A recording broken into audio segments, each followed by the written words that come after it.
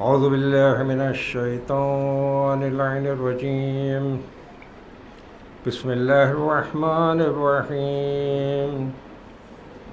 اللهم قل لوليك الحجة ابن الحسن صلواتك عليه وعلى آبائه في هذه الساعة وفي كل ساعة وليا وحافظا وقائدا وناصرا ودليلا وعينا حتى تسكنه أرضك أو تمتعه فيها طويلا. اللهم صل على محمد وآل محمد وعجل فرجهم. بسم الله الرحمن الرحيم. روي عن فاطمة الزهراء سلام الله عليها أنها قالت دخل علي أبي رسول الله صلى الله عليه وآله في بعض الأيام وقال لي يا فاطمة إني لأجد في بدني ضعف، فقلت له أعوذك بالله يا أبد من الضعف. وقال لي يا فاطمة ائتني بالكساء اليماني وغطيني به. قالت فاطمة سلام الله عليها فأتيته بالكساء وغطيته به، فصرت أنظر إليه وإذا وجهه يطلع له نورا كأنه القمر في ليلة تمامه وكماله. صلوات اللهم صل على محمد وآل محمد وعجل فرجهم. قالت فاطمة سلام الله عليها فما كانت إلا ساعة وإذا بولد الحسن قد أقبل وقال السلام عليك يا أماه، فقلت وعليك السلام يا ولدي وقرة عيني. وقال يا أم إني أشم عندك رائحة طيبة كأنها رائحة جدي رسول الله صلى الله عليه وآله. وقلت نعم إن جدك نائم تحت الكساء. فأقبل الحسن نحو الكساء وقال السلام عليك يا جداه. السلام عليك يا رسول الله. أتأذن لي أن أدخل معك تحت هذا الكساء؟ قال وعليك السلام يا ولدي قد أذنت لك. ودخل الحسن عليه السلام معه تحت الكساء. اللهم صل على محمد وآل محمد وعجل فرجهم. قالت فاطمة سلام الله عليها وما كانت إلا ساعة وإذا بولد الحسين قد أقبل وقال السلام عليك يا أماه. فقلت وعليك السلام يا قرة عيني وثمرة فؤادي. فقال يا أماه إني أشم عندك رائحة طيبة كأنها رائحة جدي رسول الله صلى الله عليه وآله. قلت نعم يا بني إن جدك وأخاك تحت الكساء. فأقبل الحسين عليه السلام نحو الكساء وقال السلام عليك يا جداه. السلام عليك يا رسول الله. أتأذن لي أن أدخل معك تحت هذا الكساء؟ قال وعليك السلام يا ولدي قد أذنت لك. ودخل الحسين عليه السلام معه تحت الكساء. اللهم صل على محمد وآل محمد وعجل فرجهم. فما كانت إلا ساعة وإذا بأبي الحسنين علي بن أبي طالب عليه السلام قد أقبل فقال السلام عليك يا بنت رسول الله. فقلت وعليك السلام يا ابن عم رسول الله. فقال يا فاطمة إني أشم عندك رائحة طيبة كأنها رائحة أخي وابن عم رسول الله. فقلت نعم ها هو مع ولديك تحت الكساء. فأقبل علي عليه السلام نحو الكساء وقال السلام عليك يا رسول الله. السلام عليك يا من اختاره الله. أتأذن لي أن أدخل معكم تحت هذا الكساء؟ فقال صلى الله عليه وآله وسلم وعليك السلام يا ولي الله يا علي قد أذنت لك. ودخل علي عليه السلام معهم تحت الكساء.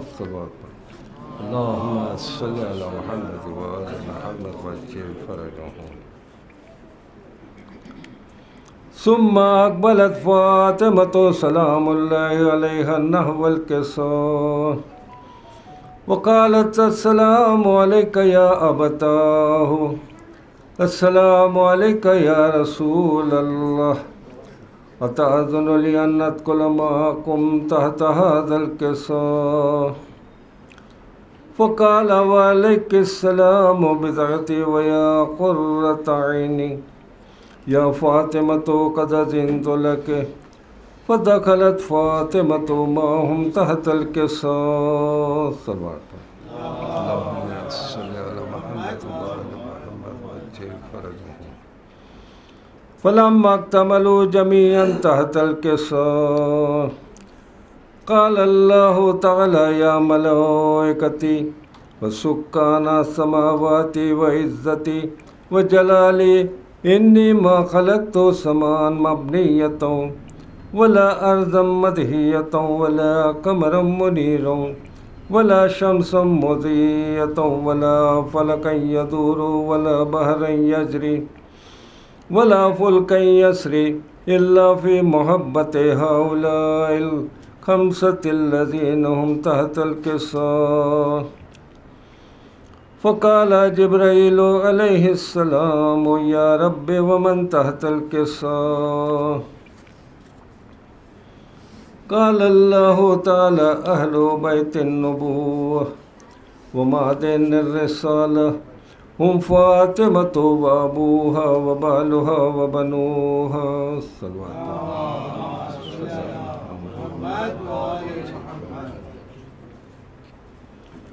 فقال جبرائيل يا رب أتأذن لي أن أهبط إلى الأرض لأكون معهم سادسا؟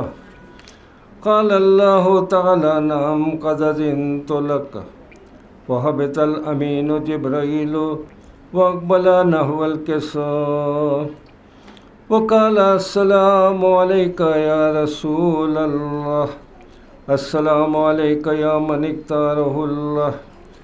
إن الله عز وجل يقرئك السلام ويخصك بالتحية والإكرام ويقول لك وعزتي وجلالي إني ما خلقت سماء مبنية ولا أرضا مدهية ولا قمرا منيرا ولا شمسا مضيئة ولا فلكا يدور ولا بحرا يجري ولا فلكا يسري إلا لأجلكم ومحبتكم. وقد أذن لي أن أدخل معكم تحت هذا الكساء فهل تأذن لي أنت يا رسول الله؟ قال نعم قد أذنت لك. ودخل جبرائيل معهم تحت الكساء وقال لهم إن الله عز وجل قد أوحى إليكم يقول إنما يريد الله ليذهب عنكم الرجس أهل البيت ويطهركم تطهيرا. اللهم صل على محمد وآل محمد. فقال علي عليه السلام يا رسول الله أخبرني ما لجلوسنا هذا تحت الكساء من الفضل عند الله تبارك وتعالى.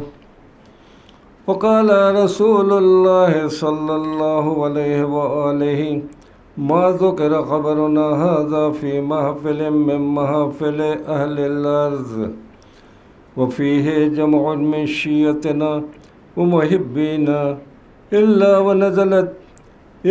ونزلت عليهم الرحمة وحفت بهم الملائكة واستغفرت لهم بلا أن يتفرق. صلوات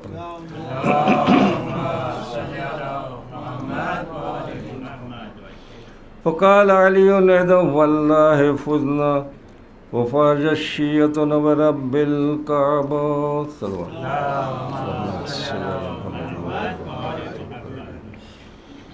فقال رسول الله يا علي والذي بعثني بالحق نبيا واصطفاني بالرسالة نجيا ما ذكر خبرنا هذا في محفل من محافل أهل الأرض وفيه جمع من شيعتنا ومحبينا وفيهم مهموم لله وفرج الله همه ولا مغموم لله وكشف الله غمه ولا طالب حاجة إلا وقضى الله حاجته. صلوات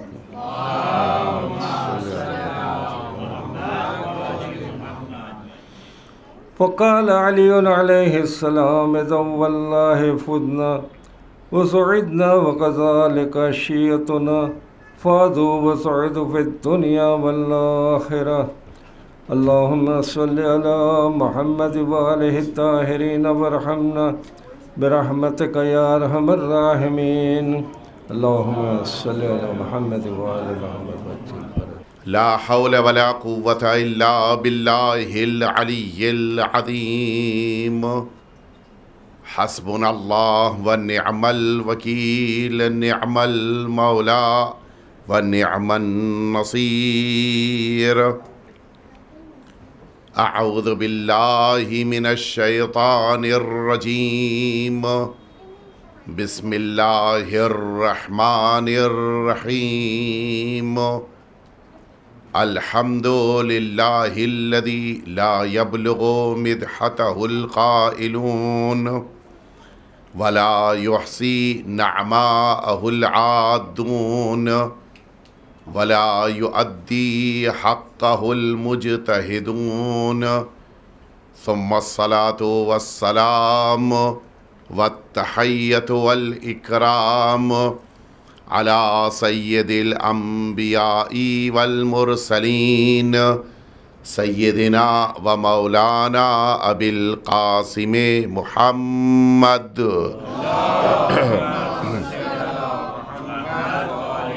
صلى الله عليه وعلى أهل بيته الأطيبين الأنجبين الذين أذهب الله عنهم الرجس وطهرهم تطهيرا.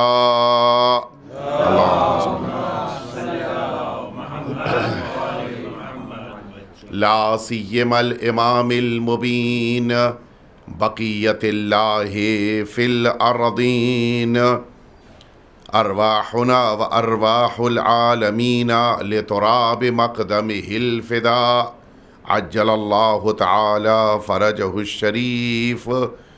واللعنة الدائمة الباقية على أعدائهم أجمعين. أما بعد فقد قال الله الحكيم في كتابه المبين هو الذي بعث في الأميين رسولا منهم يتلو عليهم آياته ويزكيهم ويعلمهم الكتاب والحكمة وإن كانوا من قبل لفي ضلال مبين. مل جل کے صلوات بھیج دیں آپ حضرات.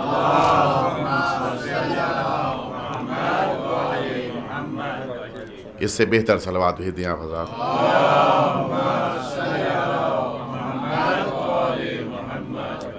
اذان محترم، جس موضوع کے تحت مسلسل آپ نے گفتگو سماعت فرمائی وہ موضوع تھا تزکیہ نفس، یعنی اپنے نفس کو، اپنے وجود کو پاک صاف کرنا۔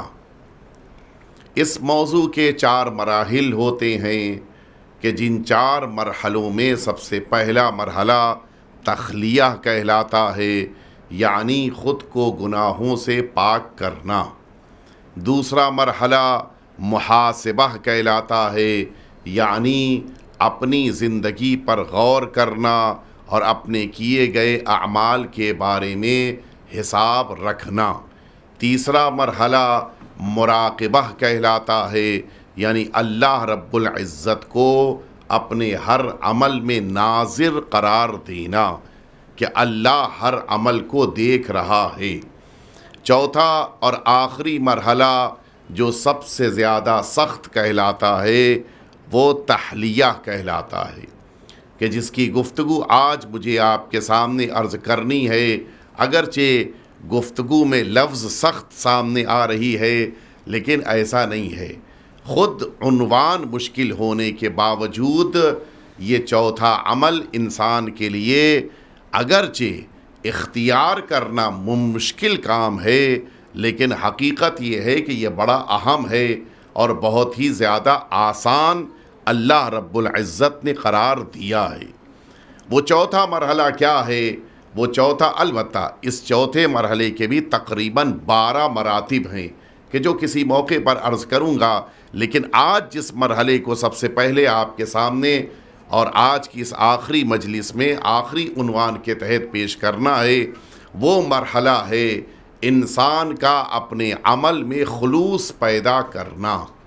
یہ وہ چیز ہے کہ جو تحلیہ کے مرحلے میں سب سے اہم ہے، سب سے زیادہ امپورٹنٹ چیز یہی ہے کہ انسان اپنے عمل سے پہلے اپنے ارادے میں کچھ ایسا خلوص قرار دے کہ عمل کے پہلے بھی، عمل کے دوران بھی اور عمل کے بعد بھی، یہ 3 مرحلے ہیں، عمل کے پہلے بھی، عمل کے دوران بھی اور عمل کے بعد بھی انسان کا یہ خلوص برقرار رہے۔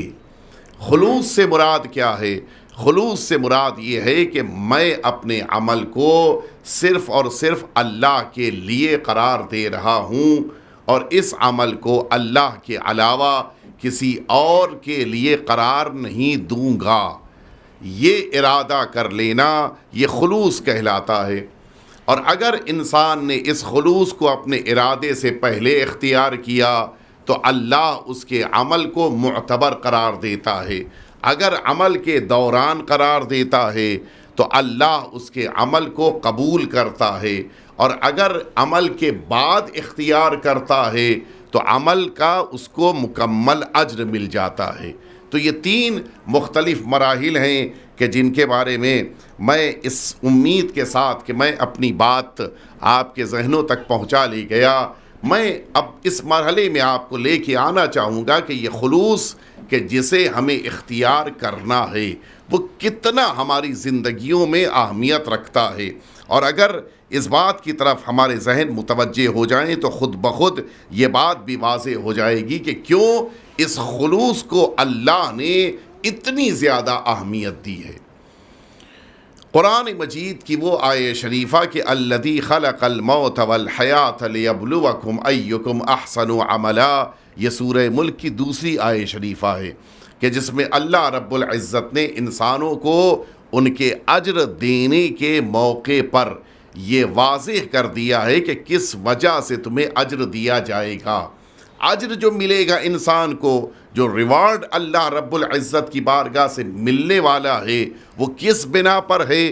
عمل کے زیادہ ہونے کی بنا پر نہیں ہے، عمل کے وزن کی بنا پر ہے۔ احسن عملہ قرآن مجید نے کہا ہے، اکثر عملہ نہیں کہا ہے۔ اکثر عملہ سے مراد کیا ہے؟ بہت زیادہ عمل کو کرنے والا۔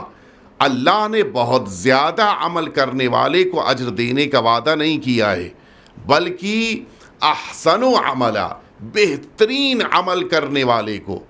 اعمال کی دنیا میں بیٹر نہیں، بیسٹ احسن ہے، بیسٹ کو پروردگار اپنے مقام اجر میں قرار دیتے ہوئے اسے اس کی اجرت عطا کرے گا۔ لہٰذا توجہ رہے کہ ہمارے عمل میں کوانٹٹی کی اہمیت نہیں ہونی چاہیے، کوالٹی کی اہمیت ہونی چاہیے۔ ہمارے وہاں ایک مزاج یہی ہے، زیادہ سے زیادہ کر لیا جائے، جبکہ اللہ کو اس کی زیادہ اہمیت اللہ کی نگاہ میں نہیں ہے۔ میں ایک ایگزامپل دوں، کچھ ایسے افراد ہیں کہ جن کا سارا زور اسی بات پر ہے کہ مثلاً انہیں ایک دن میں 2 پارہ ختم ہی کر لینا ہے۔ اچھی بات ہے، بہت اچھی بات ہے، لیکن اگر توجہ کے ساتھ اچھی طرح سے انہوں نے 2 پارہ پڑھ لیا تو ٹھیک ہے، لیکن اگر وہ اس اسپیڈ کے ساتھ کہ جیسے بعض جگہوں کے اوپر باقاعدہ ریس لگتی ہے، مسابقہ ہوتا ہے، اور یہ میں اپنی طرف سے نہیں کہہ رہا ہوں، ریئلٹی ہے، بعض کے وہاں باقاعدہ اعلان ہوتا ہے کہ ان کا پارہ 28 منٹ میں ختم ہوتا ہے، ان کا پارہ مثلاً 26 منٹ ہی میں ختم ہو جاتا ہے، وہ اتنے زیادہ ایکسپرٹ ہیں قرآن پڑھنے میں کہ 22 منٹ میں ختم ہو جاتا ہے، یہ وہ ہیں کہ جن کا 15 ہی منٹ میں ایک پارہ ختم ہو جاتا ہے۔ اب آپ ذرا سوچئے کہ جو 28 منٹ والا پڑھ رہا ہے اور یہ 15 منٹ میں پڑھ رہا ہے، دونوں میں کچھ تو ڈفرینس ہے۔ یقیناً یہ 15 منٹ والا جس موقع پر پڑھے گا سوائے فرشتے کے کوئی حساب نہیں کر پائے گا، ہے یا نہیں؟ ممکن ہی نہیں ہے۔ یہ اسپیڈ کیوں بڑھائی گئی؟ اس وجہ سے کہ جتنی دیر تک زیادہ پارہ پڑھا جائے گا، وہ پیچھے جس موقع پہ نماز تراویح پڑھ رہے ہیں ان کی نماز لمبی ہو جائے گی، لہٰذا اب ڈھونڈا اس کو جائے کہ جو جلدی قرآن ختم کر لے جائے، تراویح جلدی ختم ہو جائے۔ اس کا نقصان کہاں پر سامنے آیا؟ نقصان یہ سامنے آیا کہ قرآن پڑھا تو گیا، لیکن نہ پڑھنے والے کی توجہ نہ پیچھے سننے والے کی توجہ متوجہ ہے۔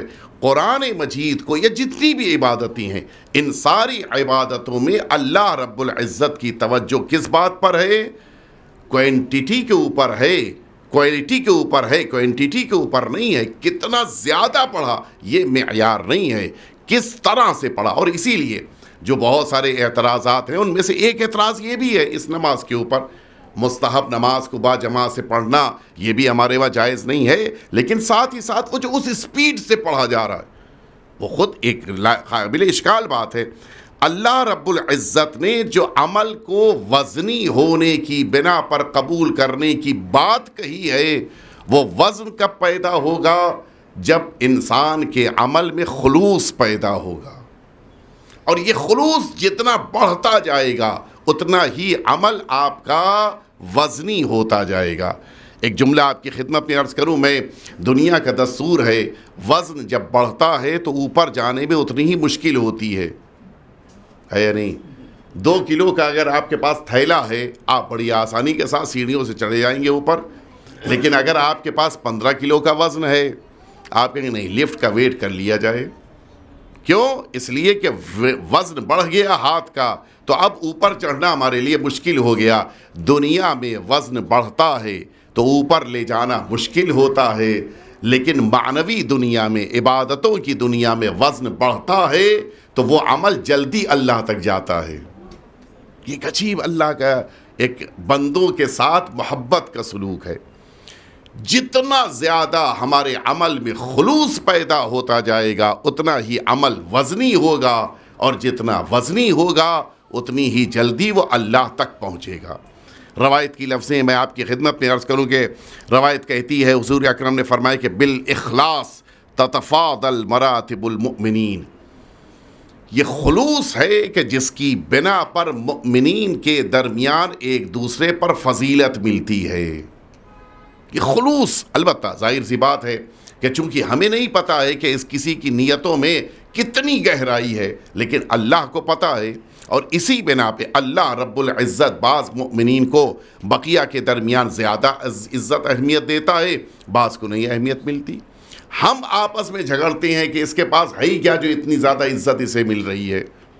ہم آپس میں جھگڑتے ہیں، میں اتنے دن پڑھ کے آیا اور میرے پاس یہ نالج اور میرے پاس یہ چیز اور میرے پاس وہ چیز، اس کو زیادہ عزت مل رہی ہے۔ اس کو عزت اگر زیادہ مل رہی ہے تو کوئی ایسی کوالٹی اللہ رب العزت نے اس کے اندر دیکھی ہے جس کی بنا پہ اسے بڑھا رہا ہے۔ ہم اس سے جھگڑا کرنے کے بجائے اس کی اچھائیاں اپنے اندر پیدا کریں، خود بخود اللہ ہمیں بھی عزت دے گا۔ ہم اس مزاج کو اپنے اندر پیدا کریں. روایت میں ہے کہ اخلص قلبک یکفیک القلیل من العمل، اپنے عمل میں تم خلوص پیدا کرو اگرچہ تمہارا عمل قلیل ہی کیوں نہ، تھوڑا سا ہی کیوں نہ ہو. تمہارا تھوڑا سا عمل خلوص کے ساتھ انجام پائے، اللہ اسی کو پسند کرنے لگتا ہے. وہ صدقہ جو تھوڑا سا اللہ کی راہ میں دے دیا جائے وہ کروڑوں کے دیے گئے مال سے بہتر ہے. تھوڑا سا، ذرا سا دے دیا جائے وہ اللہ کبھی کبھی قبول کر لیتا ہے. میں ابھی دیکھ رہا تھا اتفاقاً، میں جہاں کے اوپر رکا ہوا تھا ابھی اسی محرم میں مجھے ایک کتاب ملی، اس کتاب میں ایک واقعہ میں نے دیکھا، میں خود حیرت میں پڑ گیا.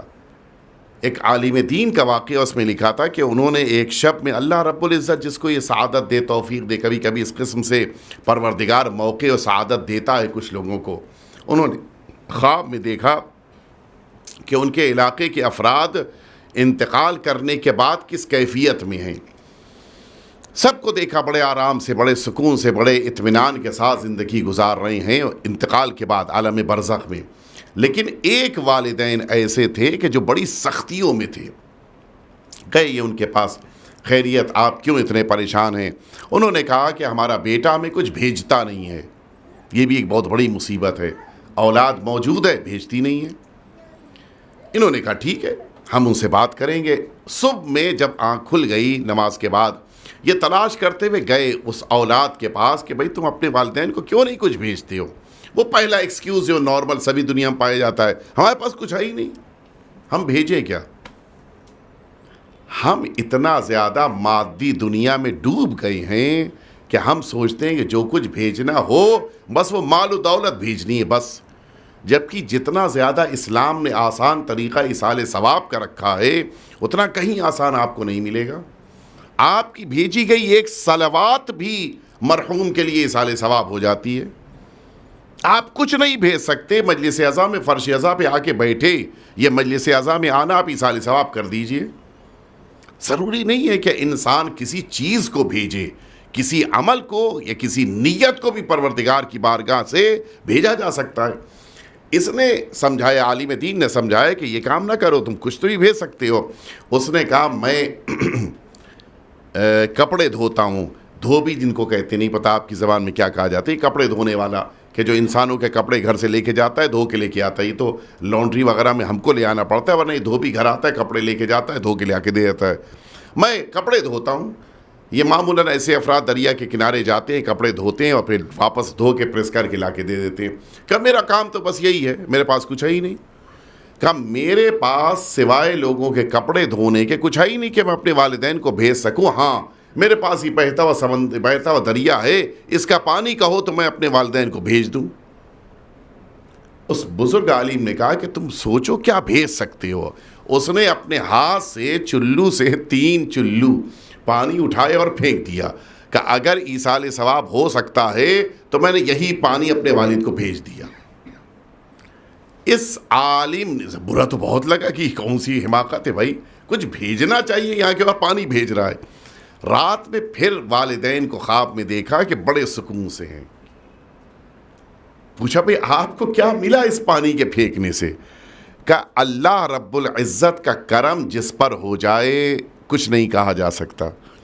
جس وقت میرا بیٹا پانی پھینک رہا تھا، ایک مچھلی پانی سے نکل کے خشکی میں آ گئی تھی. آپ نہیں پتہ، یہ متوجہ ہے نہیں، جب پانی سے خشکی میں مچھلی آ جاتی ہے تو اس کے لیے دوبارہ پانی میں جانا مشکل کام ہوتا ہے، سوائے کہ اس کو پانی مل جائے.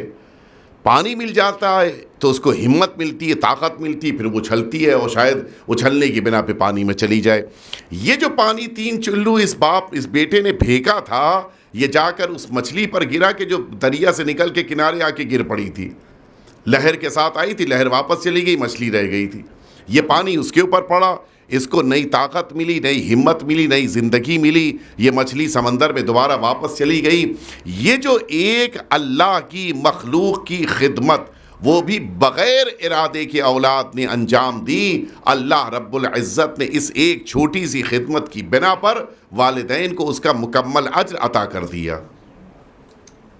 چھوٹا سا عمل ہے. مختصر سا عمل، اس کا کوئی مقابلہ بھی نہیں ہے.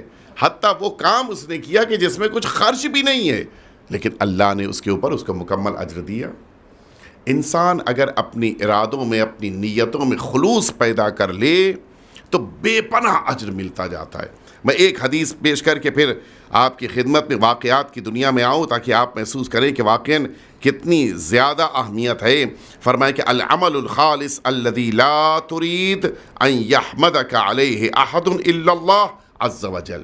اخلاص یہ ہے کہ تم کسی بھی عمل کو انجام دیتے وقت یہ ارادہ کرو کہ اس عمل کے لیے سوا پروردگار کے مجھے کسی سے تعریف نہیں چاہیے. مجھے کسی سے، دنیا میں کسی سے تعریف چاہیے ہی نہیں ہے. کوئی تعریف کرے نہ کرے، میں نے اللہ کے لیے کیا ہے، مجھے صرف اللہ سے اجر چاہیے. اور اگر یہ احساس پیدا ہو جائے، یقین جانیے انسان کے پورے وجود میں وہ طاقت اور ہمت اور قوت پیدا ہو جاتی ہے جس کا مقابلہ نہیں کیا جا سکتا. خلوص پیدا ہو جاتا ہے تو عمل میں طاقت، ہمت اور جرأت پیدا ہو جاتی ہے. اور اگر خلوص نہیں ہے آپ لاکھ کچھ کر ڈالیے، طاقت اور ہمت پیدا نہیں ہو سکتی ہے. ایک واقعہ روایات کی دنیا میں نے دیکھا کہ جو معصومین نے خود بیان فرمایا ہے، اور اس سے ہی پتہ چلتا ہے کہ واقعہ کتنی اہمیت رکھتا ہوگا. بنی اسرائیل کے اس شخص کا واقعہ کہ جس کے لیے ملتا ہے کہ جو بے پناہ عبادت گزار تھا. اچھا، آپ جانتے ہیں کہ بنی اسرائیل کی ایک بہت بڑی مصیبت یہ تھی کہ وہ ذرا سے بھی اگر کسی جادو ٹونے یا اس طرح کی چیز کو دیکھتے تھے اپنے عقیدے کو بدل دیتے تھے. لوگوں کے درمیان اس زمانے میں ایک درخت ایسا تھا کہ جس کے بارے میں مشہور ہو گیا تھا کہ اس درخت سے جو مانگا جائے وہ درخت اس کو عطا کر دیتا ہے. اب تو وہ چڑھاوے شروع ہو گئے، منتیں شروع ہو گئیں، مانگنا شروع ہو گیا اور سب کچھ شروع ہو گیا. اس عابد کو بڑا برا لگتا تھا، یہ اللہ کا نیک بندہ تھا، بڑا برا لگا کہ لوگ اب اس درخت کی پرستش کرنے لگے، اس پیڑ کی پرستش کر رہے ہیں. یہ تو بڑی عیب والی بات ہے. ایک دن یہ اپنے گھر سے کلاڑی لے کر نکلا کہ آج میں اس جو جہالت کی بنیاد ہے، بنیاد ہی کو کاٹ دوں گا. نہ رہے گا درخت، نہ لوگ پوجا کریں گے، اس کی بات ہی ختم ہو جائے گی.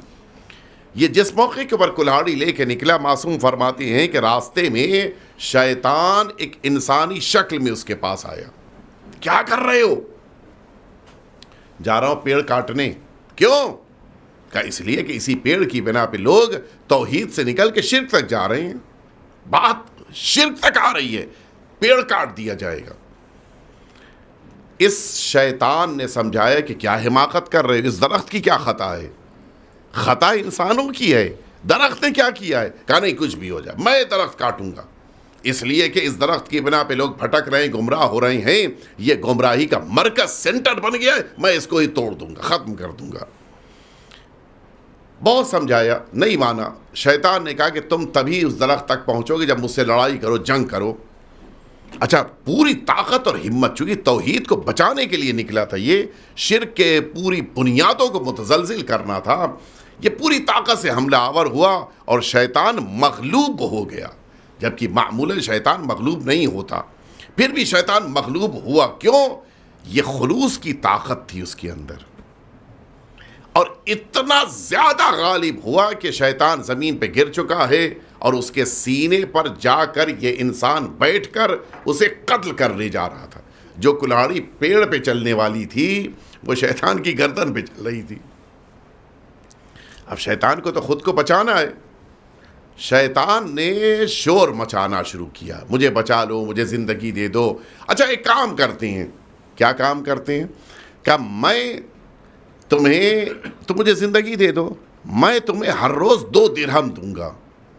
مجھے اتنی زندگی دے دو، میں تمہیں ہر روز 2 درہم دوں گا. کہ اچھا وعدہ کرتے؟ کہاں وعدہ کرتے ہیں. وعدہ کیا شیطان نے، اور اس انسان نے، اس عابد نے اس 2 درہم کی لالچ میں شیطان کو چھوڑ دیا. اب وہ ہر روز صبح میں تکیے کے نیچے 2 درہم رکھے ہوئے ہیں. اب وہ صبح میں اٹھنے کے بعد فریش بعد میں ہونا ہے، 2 درہم پہلے اٹھانے ہیں. اور ایک عجیب شوق پیدا ہو گیا ہر روز صبح کا، اب کیسی دعائیں، کیسی عبادت، کیسی مناجات، کیسا اللہ سے لو لگانا، کیسا رزق اللہ سے لینا۔ رزق تو تکیے کے نیچے رکھا ہوا ہے ہر روز، کوئی مسئلہ ہی نہیں ہے۔ ایک دن آنکھیں ملتے ہوئے اس امید اور یقین کے ساتھ کہ تکیے کے نیچے 2 درہم مل جائیں گے، اب جو پہنچے اور تکیے کے نیچے ہاتھ ڈالا، ہاتھ خالی واپس آ گیا۔ تکیہ الٹ کر دے گا، پھر بھی 2 درہم نہیں رکھے ہوئے ہیں۔ پورا بستر چھان ڈالا کہ شاید شیطان آج کہیں اور رکھ گیا ہو، کہیں نہیں ملا۔ پورے گھر میں تلاش لیا کہ وہ درہم ملنا ہی چاہیے، نہیں ملا۔ پھر کلہاڑی لے کے نکلا کہ آج تو اس کا قلا قمع کرنا ہے۔ دھوکہ دیا اس نے، مجھے بیوقوف بنایا اس نے، میں نے اس کی زندگی کو چھوڑ بخش دیا تھا، اسے بھی ماروں گا اور درخت بھی کاٹ دوں گا۔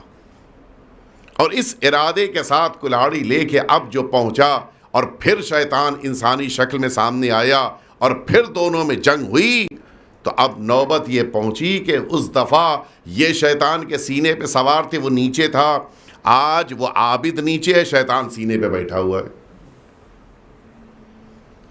اب اس شیطان نے بتایا کہ تم نے مجھے پہچانا نہیں، اس دن بھی اور آج بھی میں انسان نہیں ہوں، میں شیطان ہوں۔ میں صرف لوگوں کو اس درخت سے دور نہ کیا جائے، لہٰذا تمہیں بہکانے کے لیے آیا تھا۔ اس نے پلٹ کر پوچھا کہ یہ بتاؤ فرق کیوں ہوا؟ تم میں اور ہم میں فرق نہیں ہے، اس دن جیسے تم تھے ویسے ہی آج بھی ہو، جیسا اس دن میں تھا ویسے ہی آج بھی ہوں۔ دونوں میں فرق کیا ہوا کہ نتیجے میں اس دن میں حاوی تھا، آج تم حاوی ہو گئے۔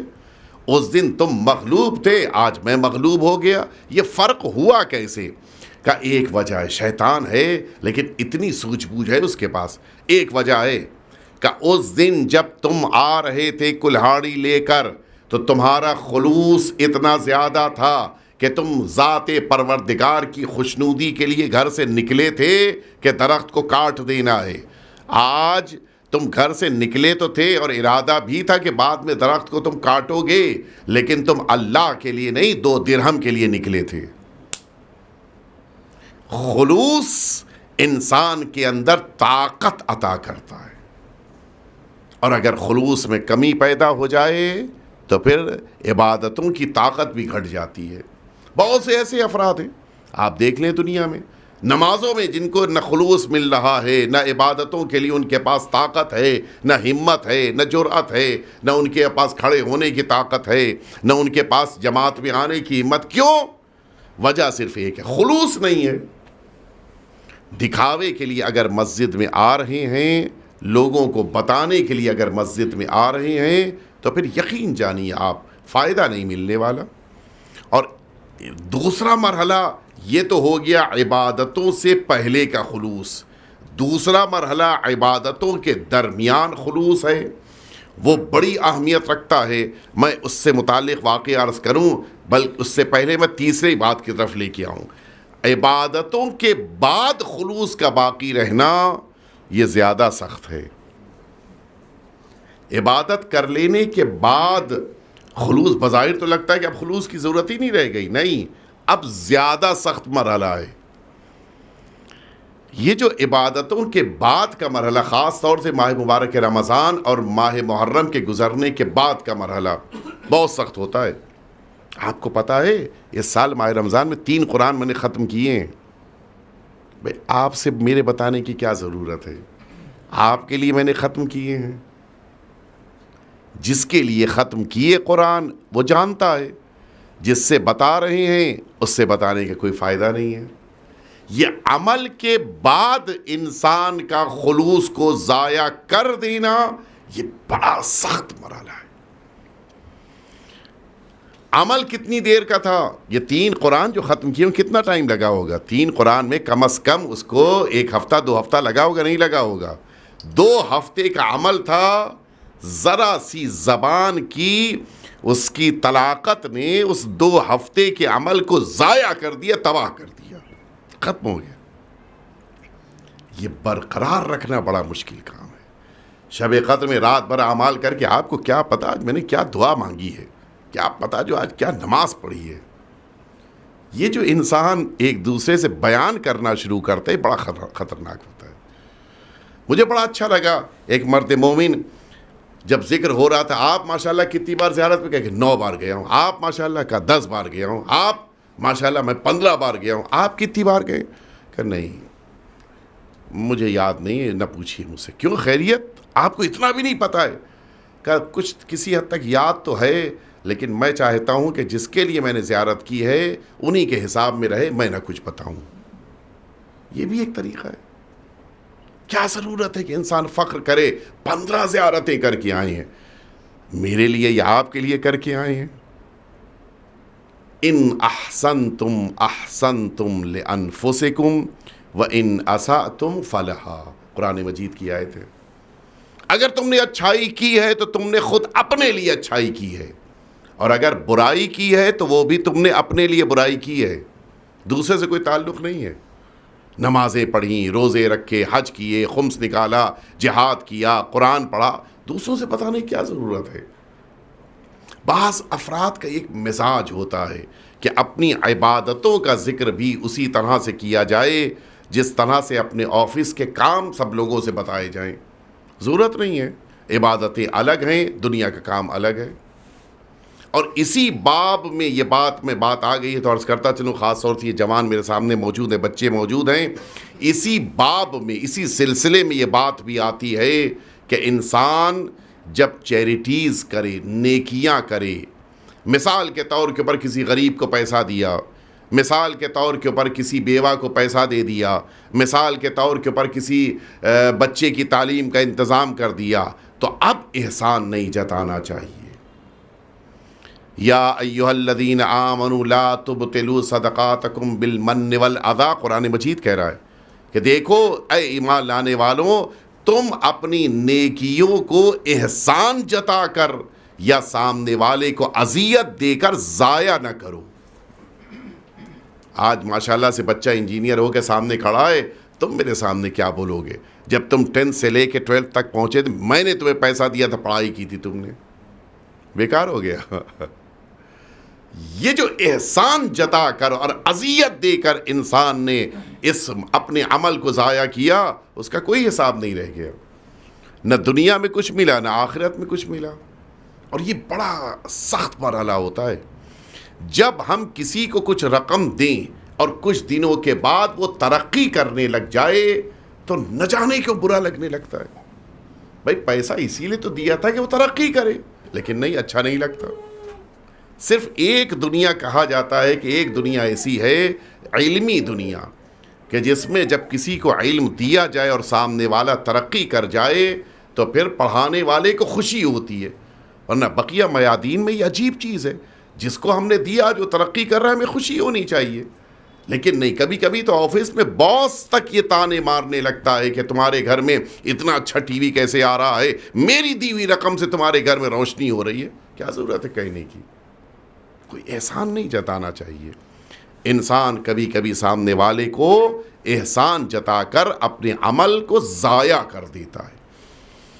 میں کچھ شخصیتوں کا ذکر اکثر و بیشتر آپ کے درمیان کرتا ہوں، اور انہی شخصیتوں میں ایک بہت بڑے محدث گزرے ہیں، محدث شیخ عباس قمی علیہ الرحمت والرضوان، بڑی عظیم شخصیت ہیں۔ دعاؤں کے سلسلے میں ان کی لکھی ہوئی کتاب مفاتیح الجنان، آج میں نہیں سمجھتا کہ کسی ایسے گھر میں یا خود کتاب یا اس کتاب کی لکھی ہوئی دعاؤں سے لی ہوئی دعائیں ہر گھر میں موجود ہیں۔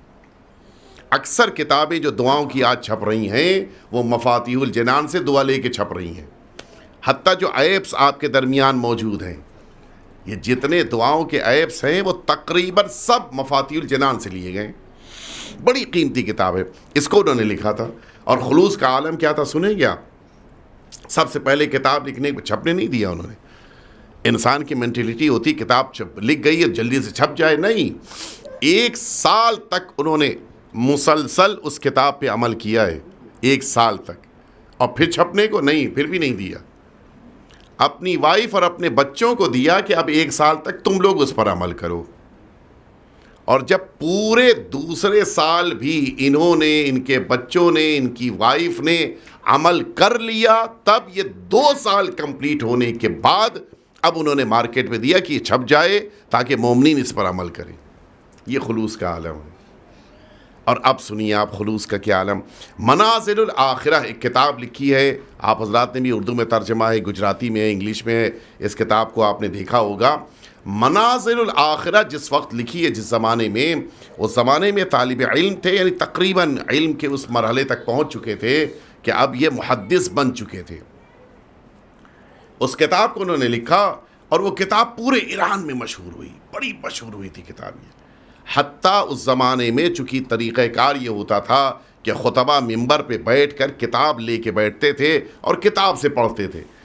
طریقہ کار یہ تھا کہ اس زمانے کے علماء اس منازل الآخرہ کو منبر پہ لے کر بیٹھتے تھے اور لوگوں کے درمیان اسی کتاب سے واعظ و نصیحت کرتے تھے.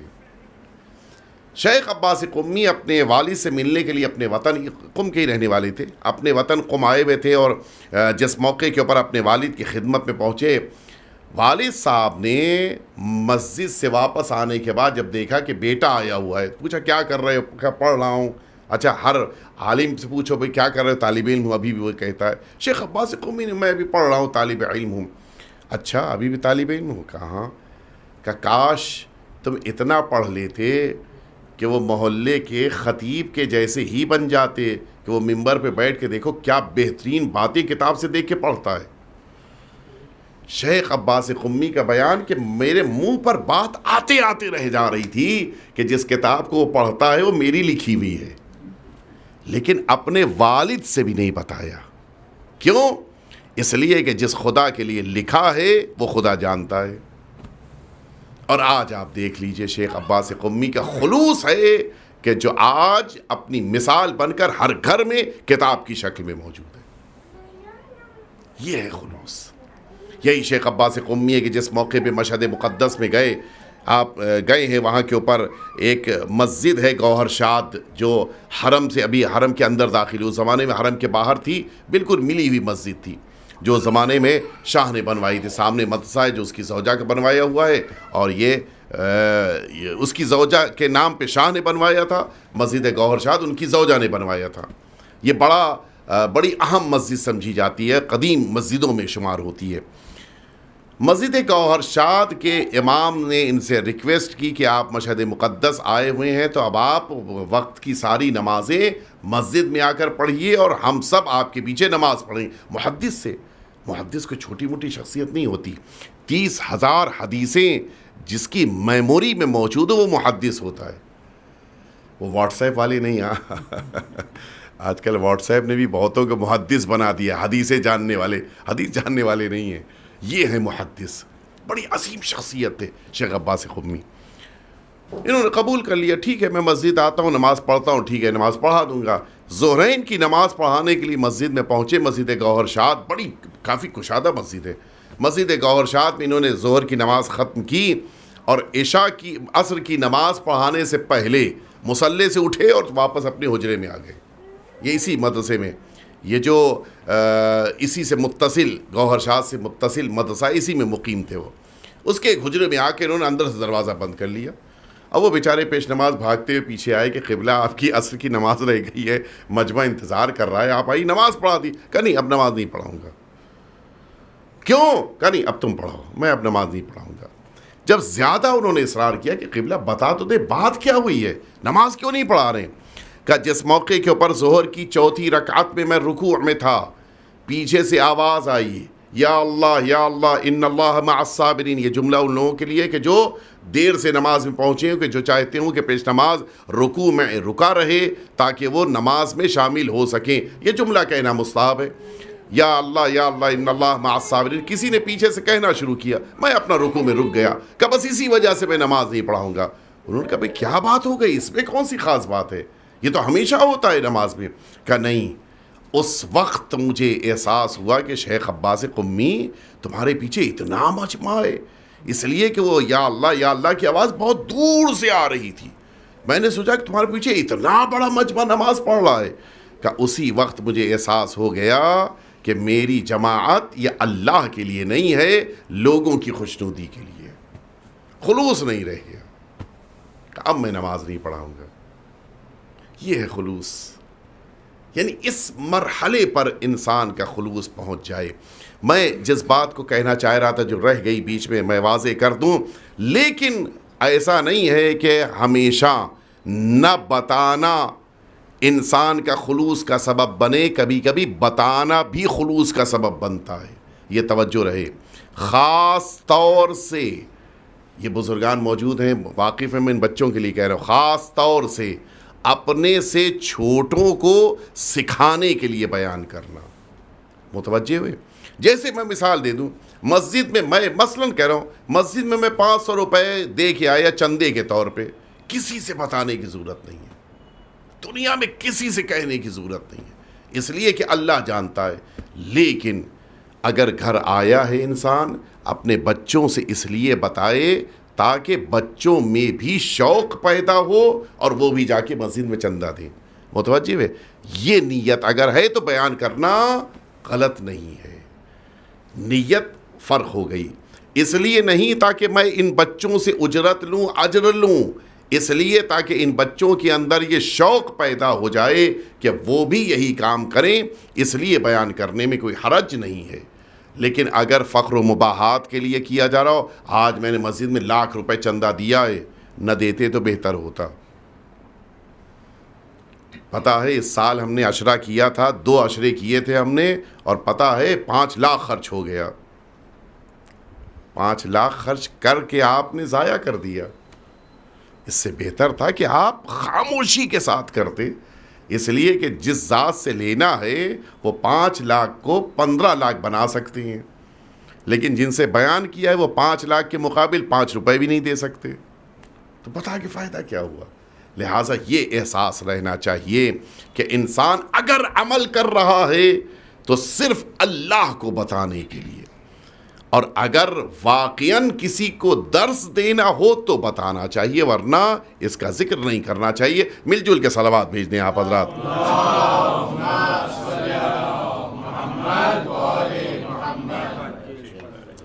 میں آخری مرحلے تک آپ کو لے کے آ گیا۔ کبھی کبھی عمل کے دوران، میں نے عرض کیا تھا کہ عمل کے دوران خلوص کا باقی رہنا وہ کتنا ضروری ہے۔ کبھی کبھی عمل کے دوران پروردگار ایسے حالات پیدا کر دیتا ہے کہ انسان بولنے پر مجبور ہو جاتا ہے، اور وہاں پر خلوص کا اصل امتحان ہوتا ہے۔ توجہ ہے؟ عمل کے دوران مثلاً میں ایک واقعہ عرض کروں تاکہ پھر اصل واقعی کی طرف آپ کو لے کے آؤں کہ جن کی روز شہادت کی مناسبت سے آپ حضرات نے آج مجلس منعقد کی ہیں، ان کی حیات طیبہ کا عمل کے دوران کبھی کبھی حالات ایسے پیدا کر دیتا ہے پروردگار کہ اب انسان اس عمل کا اظہار کرنے پر گویا مجبور ہو جاتا ہے، اور وہی امتحان ہوتا ہے۔ ایک شخص نماز پڑھ رہا تھا اور بڑے خشوع اور خضوع کے ساتھ لمبے لمبے رکوع، لمبے لمبے سجدے، جو قنوت ہو رہی ہے تو لمبے لمبے قنوت پڑھ رہا ہے، قرات کے موقع پہ وہ بہترین آواز سے قرات ہو رہی ہے۔ اچھا، یہ تو ایک فطری بات ہے کہ جو آس پاس بیٹھے ہوئے مومنین ہیں وہ تو اس بات کو محسوس کر رہے ہیں کہ کیا کہنا ہے اس کی نماز کا۔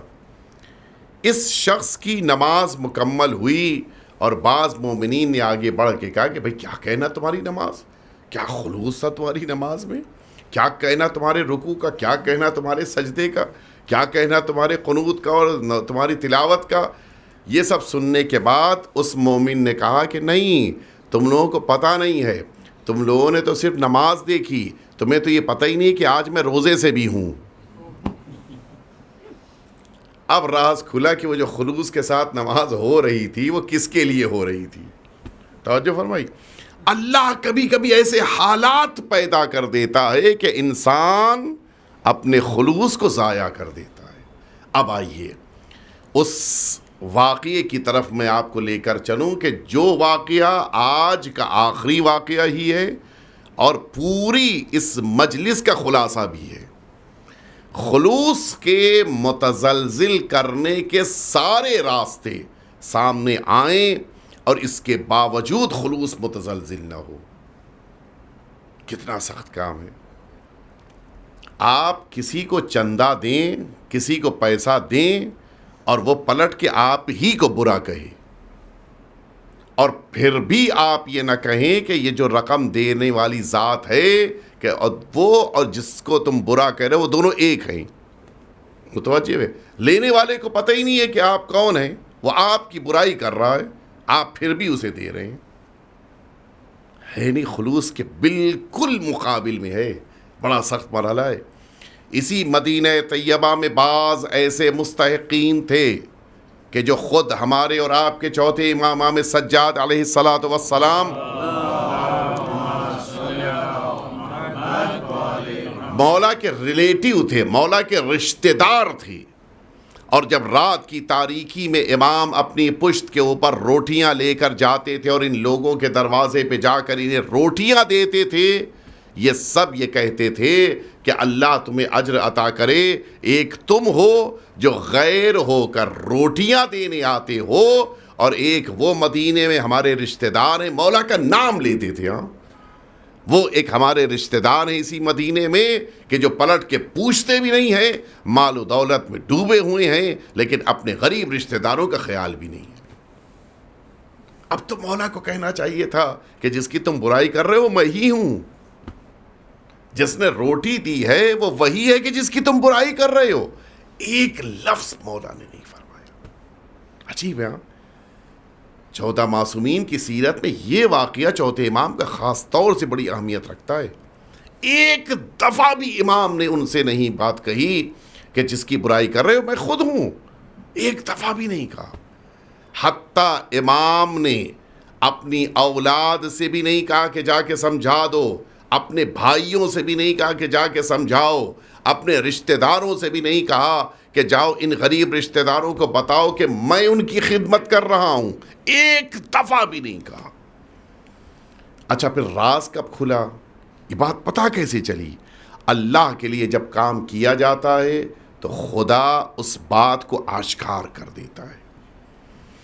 بات تب جا کر آشکار ہوئی کہ جب آج کے دن مولا کی شہادت واقع ہوئی اور روٹیاں ان رشتہ داروں کے گھروں میں جانا بند ہوئیں. اب وہ تلاش کرتے ہوئے کہ بھائی وہ رشتہ دار، وہ انسان کہاں گیا جو ہم کو گھروں پہ روٹیاں لا کے دیا کرتا تھا. پتہ یہ چلا کہ 25 محرم الحرام کو اس عظیم الشان شخصیت کی شہادت ہو گئی. تب پتہ چلا کہ جس کی برائی کرتے تھے وہ یہی شخصیت تھی. کتنی ندامت ہوئی ہوگی.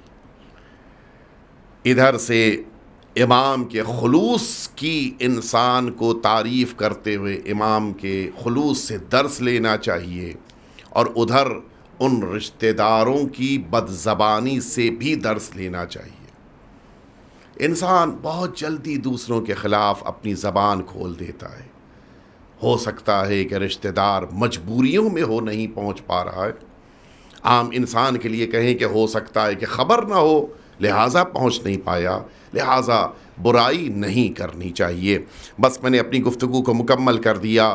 تزکیہ نفس کا چوتھا مرحلہ جو ذرا سخت اس اعتبار سے ہے کہ اس پر باقی رہنا مشکل کام ہے. عمل سے پہلے، عمل کے دوران اور عمل کے بعد، وہ ہے انسان کا خلوص. اس خلوص کو برقرار رکھنا. جتنے دن تک انسان خلوص کو برقرار رکھتے ہوئے اپنے عمل کو چھپا لے جائے گا، اتنے دن کا اس کو مزید اجر پروردگار عطا فرمائے گا. مل جل کے صلوات بھیج دیں آپ حضرات.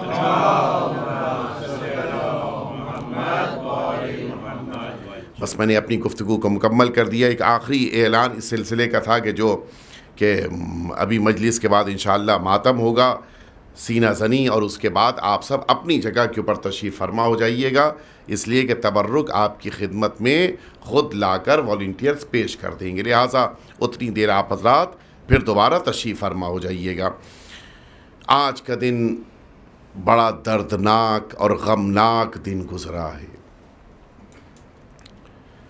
واقعات کربلا کے وہ شاہد، واقعات کربلا کے وہ گواہ کہ جنہوں نے اپنے بابا پر 40 سال ماتم کیا ہے.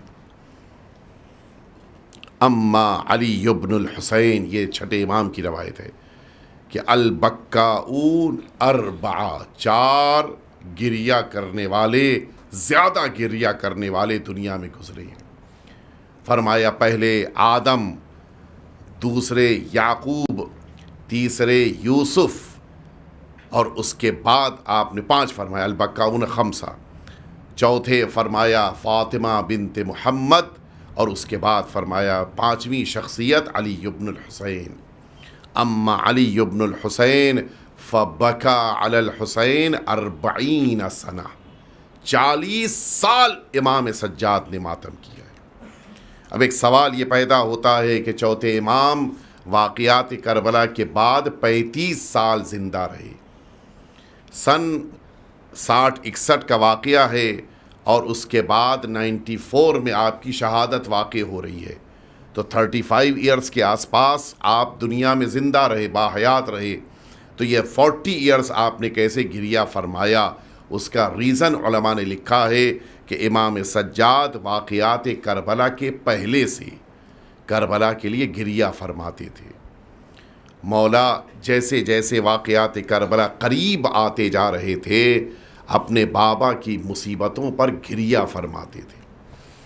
عالم یہ تھا کہ جب کبھی آپ کے سامنے پانی آ جاتا تھا، اتنا گریہ فرماتے تھے کہ اس پانی میں آپ کے آنسو پوری طرح سے، وہ پانی آنسوؤں والا ہو جاتا تھا۔ کھانا آتا تھا، آپ کھانا دیکھ کر کربلا کے بچوں کو یاد کرتے ہوئے گریہ فرماتے تھے۔ یہاں تک کہ اگر بازار سے آپ کا گزر ہوتا تھا اور بازار میں آپ یہ دیکھتے تھے کہ قصاب کہ جو اپنی دکان کے گوشت کو چھپا دیا کرتا تھا، اس نے آج اپنے گوشت کو دکان پہ نہیں چھپایا ہو، مولا اس کی دکان پہ پہنچ کے پوچھتے تھے کہ یہ بتاؤ تم نے اس حیوان کو ذبح کرنے سے پہلے پانی دیا تھا یا نہیں دیا تھا؟ اب وہ پلٹ کے کہتا تھا کہ فرزند رسول، ہم مسلمان ہیں، ہم جانوروں کو پہلے پانی پلاتے ہیں پھر ذبح کرتے ہیں۔ اور اس موقع کے اوپر امام سجاد آواز دیتے تھے، کربلا میں بھی تو وہ مسلمان کہلاتے تھے جنہوں نے میرے بابا کو ذبح کرنے سے پہلے ایک قطرہ پانی بھی نہیں دیا تھا۔ ہاں عزاداروں، عجیب موقع تھا۔ امام سجاد اتنا زیادہ یاد کرتے تھے واقعات کربلا کو، جس موقع کے اوپر مدینہ طیبہ میں آپ سے یہ پوچھا گیا، اے آقا آپ بتائیے کہ سب سے زیادہ مصیبتیں آپ پر کہاں گزری ہیں؟ فرمایا الشام الشام الشام، سب سے زیادہ مصیبتیں مجھ پہ شام میں گزری ہیں۔ وجہ صرف ایک تھی، اس شام کے میدان، شام کے بازار میں یہ بیبیاں ہیں کہ جو ناکوں پہ بیٹھی ہوئی آگے گزر رہی ہیں، اور یہاں سر برہنہ بیبیوں کی طرف سارے شام والے دیکھ رہے ہیں۔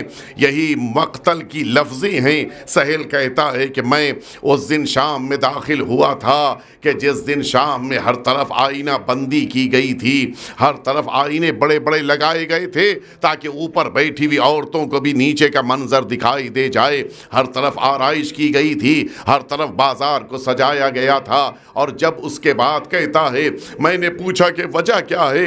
یہ تجارت کے لیے گیا تھا۔ کہتا ہے کہ آج کچھ باغیوں کا قافلہ آنے والا ہے، ان قافلے کے آنے سے پہلے پورے بازار کو سجایا گیا ہے۔ کہتا ہے کہ میں بھی اس بھیڑ کا حصہ بن کے کھڑا ہو گیا۔ اچانک میں نے دیکھا کہ دروازے کی طرف سے کچھ اونٹوں کی آوازیں آنی شروع ہوئیں، ان گھنٹیوں کی آواز کا آنا شروع ہونا تھا۔ میں نے اب جو نظر اٹھا کے دیکھا، میں نے دیکھا کہ کچھ نیزے ہیں کہ جن نیزوں کے اوپر سر ہیں، اور انہی کے ساتھ ساتھ اونٹوں پر کچھ بیبیاں بیٹھی ہوئی ہیں، اور ان اونٹوں کے اوپر نہ کوئی محمل ہے نہ کوئی کجاوا ہے۔ اور اب جو میری نظر نیچے کی طرف گئی، کہتا ہے کہ میں نے دیکھا ایک ایسا جوان کہ جس کی عمر 32 سال کی تھی، اس کی کمر جھکی ہوئی تھی، اس انداز میں آگے بڑھ رہا تھا۔ کہتا ہے کہ سہیل، میں نے گھبرا کے آگے جا کے پوچھا، یہ جوان بتا دے کہ آپ کون ہیں؟ اس جوان نے آواز دی، بتا کیا تو نے قرآن مجید پڑھا ہے؟ سہیل کہتا ہے کہ میں تو قرآن مجید پڑھتا ہوں۔ مولا فرماتے ہیں کہ اے سہیل کیا تم نے آیہ تطہیر پڑھی ہے؟ سہیل کہتا ہے کہ میں نے آیہ تطہیر بخوبی پڑھی ہے۔ مولا فرماتے ہیں تطہیر میں جن کی طہارت کا اللہ نے اعلان کیا ہے ہم وہی ہیں جو اسیر بنا کے لائے گئے ہیں۔ سہیل کہتا ہے کہ آپ کیا کہہ رہے ہیں؟ وہ آیت تو آج کے دور میں امام حسین کے لیے ہے، وہ آج کے دور میں زینب اولیاء مقام کے لیے ہے، بس یہ جملہ سننا تھا۔ امام سجاد کہتے ہیں اے سہیل تو نے پہچانا نہیں، وہ نو کے نیزہ کی بلندی پہ حسین کا سر ہے، وہ دیکھ ناقے کی بلندی پہ زینب اولیاء مقام بیٹھی ہیں، میں اسی حسین کا بیٹا سجاد ہوں جو اسیر ہو کے لایا گیا ہوں۔ سنو آزاداروں، امام سجاد کے دل کا درد ہے۔ امام کہتے ہیں اے سہیل عندک الدراہم، اے سہیل کیا تمہارے پاس کچھ مال و دولت بھی ہے؟ سہیل کہتا ہے کہ مولا میں تو تجارت کرنے کے لیے آیا تھا۔ مولا فرماتے سہیل میرا ایک چھوٹا سا کام کر دو۔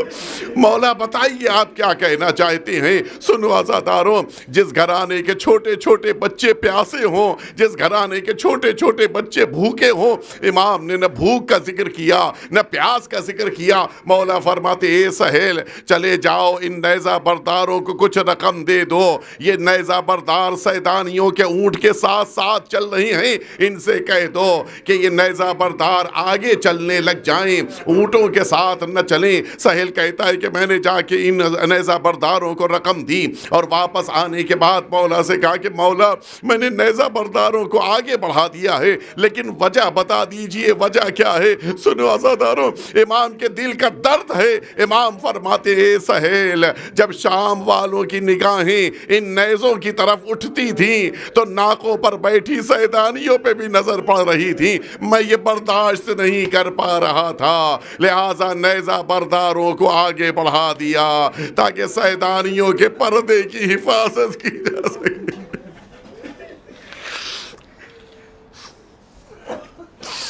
الا لعنت اللہ علی القوم الظالمین وسیعلم الذین ظلموا ای منقلب ینقلبون الہی بحق الزہراء وأبيها وبعلها وبنيها والسر المستودع فيها أن تصلي على محمد وآل محمد۔ پروردگار ہم سب کے آقا اور مولا کے ظہور میں تعجیل فرما۔ پروردگار وہ تمام مؤمنین اور مؤمنات جو امام سجاد علیہ السلام کی عزاداری میں مصروف ہیں، پروردگار ان سبھی سے عزاداری کو قبول فرما۔ پروردگار ہم سب کو آخری امام کے رکاب میں شہادت نصیب فرما۔ پروردگار حضرت کی دعاؤں میں ہم سب کو شامل فرما۔ پروردگار جو مؤمنین اور مؤمنات بیمار ہیں ان سبھی کو شفائے کامل و عاجل عنایت فرما۔ پروردگار اس فرش عزا کو بچھانے والے مرد مؤمن کی توفیقات میں اضافہ فرما۔ بانی مجلس کی تمام حاجتیں قبول فرما۔ بانی مجلس کے خاندان کے تمام مرحومین پہ اپنی رحمتیں نازل فرما۔ پروردگار اس دنیا میں اہل بیت اطہار کی بارگاہوں کی زیارت اور میدان محشر میں شفاعت نصیب فرما۔ پروردگار وہ تمام مؤمنین اور مؤمنات جو حاجتیں لے کے حاضر ہوئے ان کی حاجتوں کو قبول فرما۔ پروردگار جنت البقیع کو آباد فرما۔ چوتھے امام کی بارگاہ قبر مبارک ویران ہے، پروردگار اس مقدس بارگاہ کو ویران کرنے والی قوم پہ اپنا شدید عذاب نازل فرما۔ پروردگار ہم سب کو دین کے خدمت گزاروں میں شمار فرما اور ہمیشہ ہم سبھی کو فرش عزا بچھانے، فرش عزا پر بیٹھنے اور ذکر امام حسین کی توفیق عنایت فرما۔ ربنا تقبل منا انک انت السمیع العلیم۔ بعض مومنین کے لیے سورہ فاتحہ کی گزارش ہے، لیکن اس سے پہلے کچھ مومنین شدید بیمار ہیں، ان کی صحت یابی کے لیے 5 دفعہ آیہ شریفہ کی آپ حضرات مل جل کے تلاوت فرما دیں۔ اعوذ باللہ من الشیطان الرجیم، بسم اللہ الرحمن الرحیم، امن یجیب المضطر اذا دعا ویکشف السوء، امن یجیب المضطر اذا دعا ویکشف السوء، امن یجیب المضطر اذا دعا ویکشف السوء، امن یجیب المضطر اذا دعا ویکشف السوء، اما یجیب المضطر اذا دعا ویکشف السوء۔ پروردگار اس آیے شریفہ کی برکت سے تمام مؤمنین کو بالخصوص جن کے لیے دعا کے لیے کہا گیا ہے، پروردگار ان سبھی کو شفا عنایت فرما۔